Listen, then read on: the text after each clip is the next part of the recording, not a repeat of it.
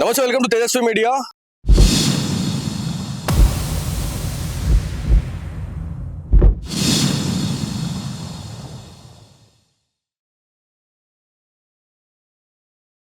నిజామాబాద్ జిల్లాలోని ఆర్మూర్ కాన్స్టిట్యున్సీలో ఉన్నటువంటి మాక్లూర్ మండలం. సో ఇది మాక్లూర్ మండలంలోని పోలింగ్ కేంద్రంగా మనం చెప్తా ఉన్నాం. సో ఇక్కడ మార్నింగ్ 7 o'clock నుంచే ఇక్కడ పోలింగ్ అనేది స్టార్ట్ అయింది. సో ఎవరైతే ఓటు హక్కు వినియోగించుకోవడానికి వస్తున్నటువంటి వాళ్ళు ఎవరైతే ఉన్నారో ముందుగా ఇక్కడికి వచ్చిన తర్వాత వాళ్ళ ఐడి కార్డు కావచ్చు, దాంతో పాటు ఓటర్ కి సంబంధించినటువంటి చిట్టి ఏదైతే ఉందో వీళ్ళకి చూపిస్తే ఎక్కడ ఏ రూమ్ లో వేయచ్చు అనే దాని గురించి వీళ్ళు చెప్తా ఉంటారు. మేడం, ఏ రకంగా చెప్తా ఉన్నారు తెలియని వాళ్ళకి? సార్ వాళ్ళ చిట్టీలు చూసి చెప్పటం జరుగుతుంది. ఎవరి నంబర్ వాళ్ళకి. సో మార్నింగ్ ఎప్పటి నుంచి స్టార్ట్ అయింది? 7 నుంచి 7. ఇప్పటి వరకు ఎంత మంది చెప్పారు మీరు? 300 మంది చెప్పారు. రైట్. ఇది సో ఇక్కడికి వచ్చిన వాళ్ళు ఎవరైతే ఉన్నారో వాళ్ళ స్లిప్ తీసుకొని వచ్చి ఇక్కడ చూపిస్తే వాళ్ళు ఎక్కడ ఏ రూమ్ లో వాళ్ళు ఓటు హక్కును వినియోగించుకోవాలి అనే దాని గురించి వాళ్ళు చెప్తా ఉంటారు. కొంచెం ముందుకు వస్తే ఇక్కడ రాగానే ఎవరైతే వాలంటరీ వ్యవస్థ కూడా చాలా పెద్ద మొత్తంలో పనిచేస్తా ఉంది. ఎవరైనా వృద్ధులు ఎవరైనా ఉంటే కూడా వాళ్ళని తీసుకురావడము, తీసుకొని మళ్ళీ వాళ్ళని అక్కడ వదిలిపెట్టడం అనేది చేస్తున్న పరిస్థితి ఉంది. ఇక్కడికి వచ్చిన తర్వాత మెయిన్ గా ఎవరైతే వృద్ధులు ఎక్కువగా ఉంటా ఉంటారు కాబట్టి ఏ టైం ఏందో చెప్పలేం కాబట్టి ఎవరికైనా ఏమైనా ఇబ్బంది ఏమైనా అయినా కూడా వాళ్ళకి సంబంధించి హెల్త్ డిపార్ట్మెంట్ వాళ్ళని కూడా ఏర్పాటు చేసిన పరిస్థితి ఉంది. ఇక్కడ వాళ్ళతో మాట్లాడడం. మేడం, ఇక్కడ ఎలాంటి ఏర్పాట్లు చేశారు అంటే మెడిసిన్స్ విషయంలో? ఏదైనా ఎమర్జెన్సీగా ఎవరికైనా ఏదైనా ప్రాబ్లం వస్తే, జ్వరం ఇట్లా వచ్చిన వాళ్ళు ఉంటారు కదా, హెడ్ ఎక్ ఇట్లా వాళ్ళు ఏమన్నా వచ్చినా కూడా, పడిపోయిన వాళ్ళు ఎవరైనా ఉంటే కూడా వాళ్ళకి ఫస్ట్ ఎయిడ్ చేయడానికి మెడిసిన్స్, ఎమర్జెన్సీ టాబ్లెట్, ORS ప్యాకెట్లు అట్లాంటివి. సో ఏమేమి తెచ్చారండి దీంట్లో? ఏమేమి ఉన్నాయి మెడిసిన్స్? ORS, మెట్రోజియల్, పారాసెటమాల్, ఒళ్ళు నొప్పులు ఇవి టాబ్లెట్స్, డైక్లోఫెనిక్ టాబ్లెట్స్, డొంపరోడోటం వామిటింగ్స్ రాకుండా కూడా everything tablets issue. So morning 7 నుంచే పోలింగ్ స్టార్ట్ అయింది. ఎవరైనా వచ్చి తీసుకుంటున్నారా? అందరూ చాలా మంది వస్తున్నారు.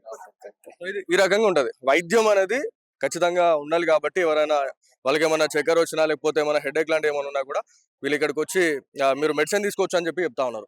సో ఇక్కడ ఇదంతా కూడా మాక్లూరుకి సంబంధించినటువంటి ఉర్దూ పాఠశాల. సో ఇది ఒకసారి అక్కడ మీరు ఫోకస్ చేస్తే మీకు అర్థమవుతుంది. ఇది ఉర్దూకి సంబంధించినటువంటి పాఠశాల. ఇప్పటికే మార్నింగ్ 7 నుంచి ఆఫ్టర్నూన్ 1 o'clock వరకు ఈ పోలింగ్ అనేది నడుస్తుంది అని చెప్పేసి చెప్తా ఉన్నారు. సో దీంట్లో ఖచ్చితంగా రెండవ విడతకు సంబంధించినటువంటి వివరాల గురించి మనం మాట్లాడుకుంటే ఈ రెండవ విడత జీపీ ఎన్నికల పోలింగ్ వివరాలు ఖచ్చితంగా తెలుసుకోవాలి.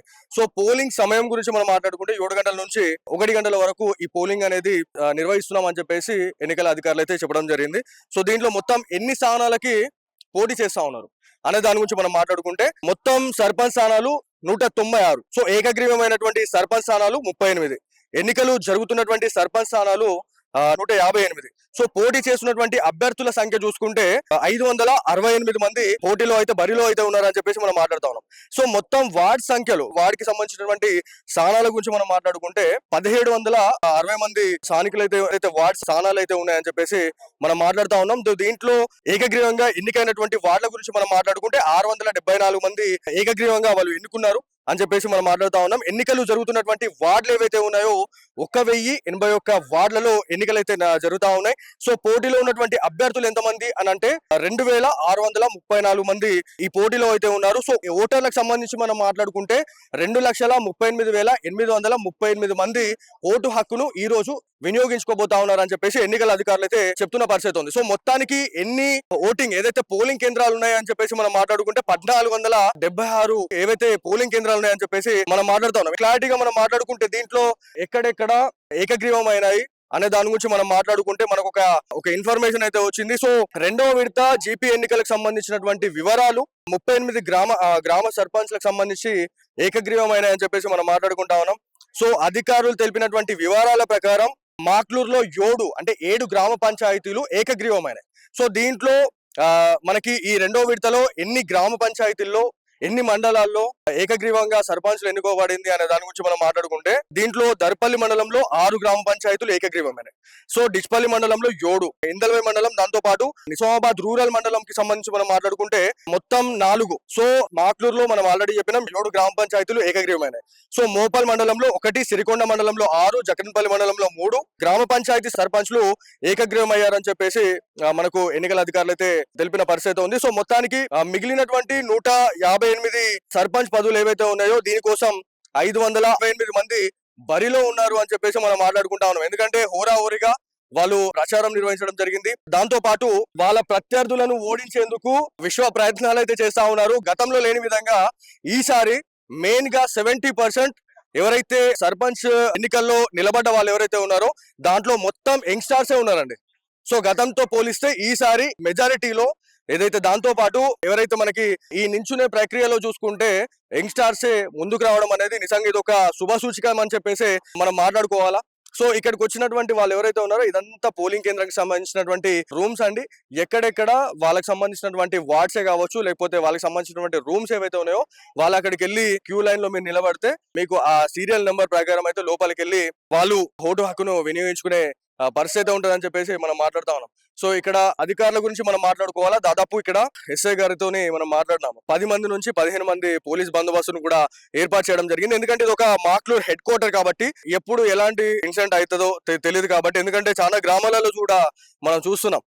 ఎందుకంటే ఇరు వర్గాల వాళ్ళు కొట్టుకుంటున్నటువంటి దాఖలాలు కూడా మనం నిజామాబాద్ జిల్లానే కావచ్చు, దాంతో పాటు తెలంగాణ రాష్ట్ర వ్యాప్తంగా కూడా మనం చూస్తున్న పరిస్థితి ఉంది. సో ఈ నేపథ్యంలోనే సిపి గారు స్పెషల్లీ ఏవైతే మెయిన్ గ్రామ పంచాయతీలు ఏవైతే ఉన్నాయో అక్కడ ప్రొటెక్షన్ లో భాగంగానైతే ఏదైతే పోలీస్ అధికారులను అయితే ఏర్పాటు చేసారో చాలా పెద్ద మొత్తంలో అని చెప్పేసి మనం మాట్లాడుకుంటా ఉన్నాం. సో దీంట్లో ఎంతమంది అధికారులు పోలింగ్ కేంద్రంలో ఇదంతా విధులు నిర్వహిస్తున్నారు అనే దాని గురించి మనం మాట్లాడుకుంటే చాలా ఎక్కువ పెద్ద మొత్తంలోనే అధికారులు అయితే దీంట్లో ఉన్నారని చెప్పేసి మనం మాట్లాడుకుంటా ఉన్నాం.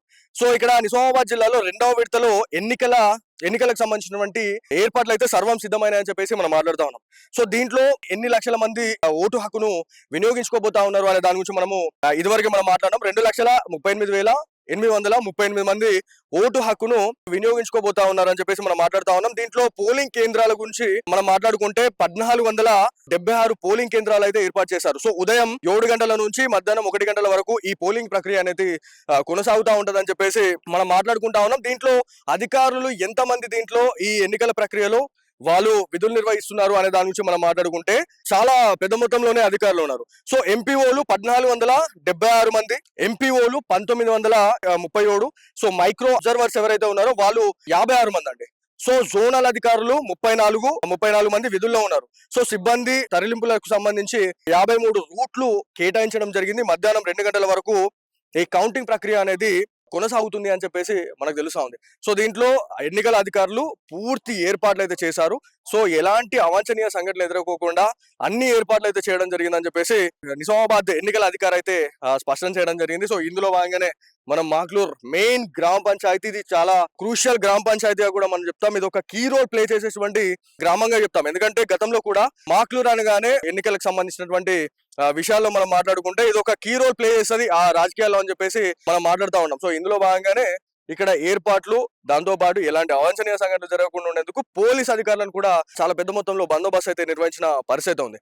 సో దాంతో పాటు ఇక్కడ ఎవరైతే ఎన్నికల్లో భాగంగా వాళ్ళ ఓటు హక్కును వినియోగించుకోవడానికి వస్తున్నటువంటి వాళ్ళు ఎవరైతే ఉన్నారో వాళ్ళతో కూడా మనం మాట్లాడడం, ఎలాంటి ఏర్పాట్లు చేశారు, ఇక్కడ ఎలాంటి ఏర్పాట్లు ఉన్నాయనే దాని గురించి డెఫినెట్లీ తెలుసుకుందాం. అన్న మీరు ఎప్పుడు ఇక్కడ ఎలాంటి ఏర్పాట్లు చేయడం జరిగింది, మెయిన్ గా వృద్ధులు వస్తా ఉన్నారు, వాళ్ళకి సంబంధించి ఎట్లాంటి ఏర్పాట్లు చేశారు? ఓటింగ్ కోసం వచ్చే వృద్ధులకు, వికలాంగులకు వీల్ చైర్లు ఏర్పాటు చేసి గ్రామ పంచాయతీ సిబ్బంది ద్వారా, వాలంటీర్ల ద్వారా వాళ్ళకు ఎలాంటి ఇబ్బంది కలగకుండా మాత్రం ఓటు హక్కు వినియోగించేలా ఏర్పాటు చేసినాం. సో మార్నింగ్ ఏ టైంలో పోలింగ్ స్టార్ట్ అయింది? ఖచ్చితంగా 7 గంటలకు పోలింగ్ స్టార్ట్ అయింది సార్. ఇప్పటి వరకు 3 గంటల్లో కూడా ఎక్కడ ఆగకుండా నిరంతరంగా పోలింగ్ కొనసాగుతుంది. వచ్చే వాళ్ళకు కూడా ఎటువంటి ఇబ్బంది లేకుండా లైన్ లో నిల్చుండి పోలీస్ సిబ్బంది వారి సహకారంతో కంటిన్యూ చేస్తున్నాం. సో ఇక్కడ వాటర్ ఫెసిలిటీస్, దాంతో పాటు వైద్యానికి సంబంధించి కూడా ఏర్పాటు చేస్తున్నారు. సో ప్రజల నుంచి ఎలాంటి ఫీడ్బ్యాక్ వస్తుంది? పర్లేదు సార్, అందరూ సంతృప్తికరంగా ఉన్నారు. ఎటువంటి ఫిర్యాదులు లేకుండా చూసుకుంటాం. ఇప్పటి వరకు అయితే ఎలాంటి నీళ్ళకు కానీ వీళ్ళకు హెల్త్ పరంగా కానీ ఎటువంటి ఇబ్బంది అయితే తలెత్తలేదు. ఓటర్ల నుండి కూడా సానుకూలంగా స్పందన ఉంది. ఇప్పటి వరకు గ్రామంలో పోలింగ్ నిర్వహించడం జరిగింది. ఇప్పటి వరకు ఎంతమంది ఓటు హక్కును నిర్వహించుకున్నారు, ఎన్ని వేల మంది ఇక్కడ ఓటు హక్కును నిర్వహించుకునే పరిస్థితి ఉంది? ఇక్కడ మొత్తం 4,457 ఓటర్లు ఉన్నారు. దాదాపు సుమారు ఇప్పటి వరకు అయితే 2,000 ఓటర్లు వినియోగించుకున్నారు.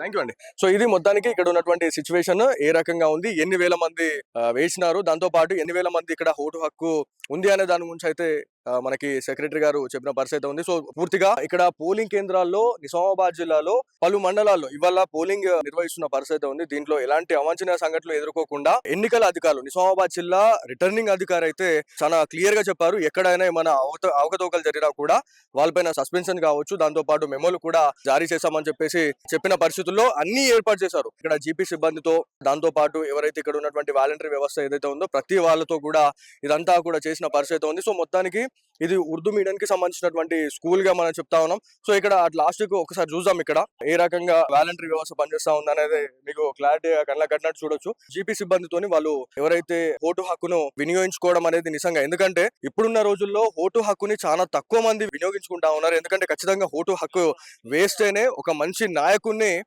మనము ఎన్నుకునే అవకాశం ఉంటది. కాబట్టి ప్రతి ఒక్కరు కూడా ఇగో ఇట్లాంటి వాళ్ళని చూసి ఖచ్చితంగా చూడాలి. ఒక్కసారి మీరు ఇక్కడికి వచ్చి చూస్తే మనము ఏదైతే హైదరాబాద్ లోని జూబ్లీ హిల్స్ ఎలక్షన్ కి సంబంధించి బై ఎలక్షన్ లో కనీసం అక్కడ ఓటింగ్ అనేది సరిగ్గా నమోదు కాలేదండి. ఎన్ని సంవత్సరాలు ఉంటాయి నీకు? ఏమో ఉంటది, నాకు గుర్తుంటది. ఈజీగా ఒక 65 నుంచి 70 సంవత్సరాలు ఈజీగా ఉంటాయి.